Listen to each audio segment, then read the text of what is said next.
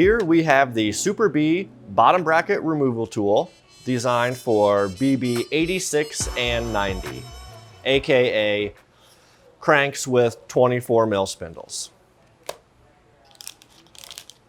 So we'll pull this out of the box, see what we're working with here. Looks like they sent a couple bonus rings. Bonus O-rings help keep the retention on these bearing wedges. So you'll just stick this through the backside of your bottom bracket shell.